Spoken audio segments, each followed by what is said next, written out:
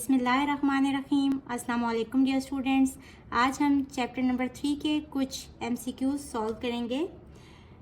First MCQ is set builder form of A intersection B is X such that X belongs to A and X belongs to B। A intersection B में कौन से elements होते हैं? वो सारे elements जो A set और B set के कॉमन होते हैं। तो X such that X belongs to A and X belongs to B, option B correct option होगी। Second part is if A minus B equals to A means के set A में से अगर set B को minus कर दें तो set A ही आएगा। कब? अगर A B के इक्वल हो। अगर A सेट और B सेट बराबर हैं तो इनको माइनस करेंगे तो एम्प्टी सेट होगा। सो ये ऑप्शन नहीं हो सकती, सेट B एम्प्टी सेट होगा। तो अगर सेट A में से एक एम्प्टी सेट माइनस करें तो आंसर A इटसेल्फ ही आ जाएगा। तो option B is the correct option. Third part is union of A and A complement is, अगर ये एक यूनिवर्सल सेट है तो A सेट ये है और इसका कॉम्प्लीमेंट क्या होगा? ये वाला पूरा जो A के अलावा इसके बाहर वाले जितने भी एलिमेंट्स होंगे वो A कॉम्प्लीमेंट में आ जाएंगे। तो अगर A कॉम्प्लीमेंट और A का यूनियन हो तो वो यूनिवर्सल सेट ही होता है। तो ऑप्शन डी करेक्ट ऑप्शन है। If number of elements of A equals to 4 then number of elements of A multiply by A is, ये कैसे हम कैलकुलेट करते हैं? अगर number of elements of set A 4 हैं तो ये होगा 4 into 4 which is equals to 16। तो ऑप्शन A करेक्ट ऑप्शन होगी। If number of elements of set P equals to 2 and number of elements of set Q equals to 3 then number of binary relations from P to Q are. सबसे पहले हम number of elements of P into Q calculate करते हैं। वो कितना होता है? 2 into 3 which is equals to 6। और फिर नंबर ऑफ बाइनरी रिलेशंस कैसे कैलकुलेट करते हैं? 2 की पावर में 6 को लिख देते हैं तो ये नंबर ऑफ बाइनरी रिलेशंस आ जाएंगे। तो ऑप्शन सी करेक्ट ऑप्शन होगी। If E and M are two overlapping sets then number of elements of E union M equals to, अब ये फॉर्मूला पूछ रहे हैं, number of elements of E plus number of elements of M minus number of elements of E intersection M. The set of real numbers cannot be written in, set of real numbers को हम किस तरह से नहीं लिख सकते? Descriptive form तो यही होती है, इस तरह लिख सकते हैं। सेट बिल्डर फॉर्म में भी लिख सकते हैं, बोथ A एंड B भी नहीं हो सकता तो टेबलर फॉर्म, इसको हम टेबलर फॉर्म में नहीं लिख सकते। Tabular form of set E कैसा सेट है? Set of squares of first 3 natural multiples of 10। अब नेचुरल नंबर्स कौन से होते हैं? 1 2 3 अप टू सो ऑन। और मल्टीपल्स ऑफ 10 तो यानी कि 10 से इनको मल्टीप्लाई करके लिख लें, 10 20, जब x 3 होगा तो 30 अप टू सो ऑन, और इनका स्क्वायर तो सेट E क्या हो जाएगा? 10 स्क्वायर 20 स्क्वायर 30 स्क्वायर। और फर्स्ट 3 नेचुरल मल्टीपल्स हैं तो बस सेट E यही होगा। Ninth part is tabular form of set C where set C कैसा सेट है? Set of multiples of 4 greater than और इक्वल टू 40, यानी कि 4 के मल्टीपल्स जो कि 40 के इक्वल भी हों और 40 से बड़े भी हों। तो 4 के मल्टीपल्स कौन से होंगे? 40 से आगे इसका table 40 44 48 52 up to so on. 10th part है B कॉम्प्लीमेंट किसके इक्वल होते हैं? B माइनस A के नहीं, U माइनस B के इक्वल होते हैं। तो ऑप्शन C करेक्ट ऑप्शन होगी। 11th पार्ट है if A intersection B equals to 5, इनका इंटरसेक्शन 5 है मीन्स के सेट A और सेट B में कोई भी कॉमन एलिमेंट नहीं है। तो ये कौन सा सेट होगा? Disjoint set.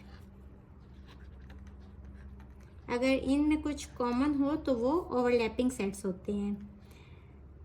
The common elements of A and B are written, A और B के जो कॉमन एलिमेंट्स हैं मीन्स के A इंटरसेक्शन B, उनको हम कितनी दफ़ा लिख सकते हैं? Once. A dash may consist of objects of different types, तो यहाँ आएगा sets. Tabular form of P, where P equals to set of prime numbers less than 17. Prime numbers कौन से होते हैं? जो सिर्फ 1 के टेबल में और ख़ुद के टेबल पे डिवाइड होते हैं। तो लेस देन 17 में कौन कौन से एलिमेंट्स आ जाएंगे? 1, 2, 3, 5, 7, 11 और 13। 17 नहीं आएगा क्योंकि लेस देन 17 है। अगर less than and equal to होता तो 17 भी इस सेट का हिस्सा होता। In A union B, set A union B में all the elements belongs to dash और डैश और डैश। सारे एलिमेंट्स या तो सेट ए के एलिमेंट्स होंगे या सेट बी के एलिमेंट्स होंगे या फिर दोनों के कॉमन एलिमेंट्स होंगे। तो इसमें ऑप्शन सी आएगी। The elements of A are never present in dash and vice versa. A के एलिमेंट्स किस सेट में नहीं होंगे? जाहिर बात है इसके कॉम्प्लीमेंट में नहीं होंगे, तो A complement. Two sets are said to be dash if their intersection is non-empty. अगर इंटरसेक्शन नॉन एम्प्टी हो तो वो सेट्स ओवरलैपिंग सेट्स होते हैं। Set A is the subset of set B if every element of set A is also the element of set B. तो option C correct option होगी। A intersection B union C, ये distributive property of intersection over union है। ये equal होगा A intersection B union A intersection C, और ये distributive property of union over intersection है। A union B intersection A union C। A union phi equals to A। किसी भी set का empty set से जब यूनियन लेंगे तो वो सेट इटसेल्फ ही आ जाता है, और A intersection B is the subset of A, यानी कि A और सेट B का अगर इंटरसेक्शन लें तो वो सारे एलिमेंट्स सेट A के ही एलिमेंट्स होंगे। तो फिर इससे क्या पता चलता है? सेट A जो है वो सबसेट है A यूनियन B का। तो ऑप्शन सी करेक्ट ऑप्शन होगी। If A and B are two overlapping sets then number of elements of A minus B। Formula लिखेंगे number of elements of A minus number of elements of A intersection B। Pairs of two numbers in which ordered pair is not invertible is called an ordered pair.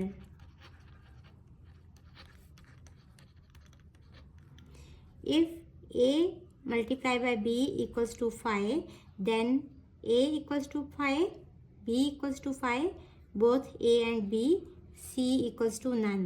तो either A equals to 5 और B equals to 5 कुछ भी हो सकता है। तो option C correct option होगी। If L into M ये दिया गया है और एक बाइनरी रिलेशन है R which is equals to 3, 4, 5, 6, तो डोमेन ऑफ R क्या होगा? First elements in order pair के 3 और 5। इन अबव ब्लैंक इस MCQ में R इनवर्स कितना होगा? इनका जो ऑर्डर है ये चेंज हो जाएगा, 4, 3 और 6, 5, ये R इनवर्स आ जाएगा। और डोमेन ऑफ R इनवर्स कितना होते हैं? रेंज ऑफ R, और रेंज ऑफ R इनवर्स कितना होता है? Domain of R। If number of elements of set B equals to X, then number of elements of B into B, तो ये हो जाएगा X into X which is equals to X square। Students, मैंने आज के lecture में जितने possible MCQs हो सकते थे उनको कवर करने की कोशिश की है। इसके साथ आप मिसलेनियस एक्सरसाइज भी कर लें, और एक्सरसाइज नंबर 3.4 तो उसमें से भी शॉर्ट क्वेश्चंस MCQs की फॉर्म में आ सकते हैं। इसके साथ ही मुझे दें इजाज़त। अल्लाह हाफिज़।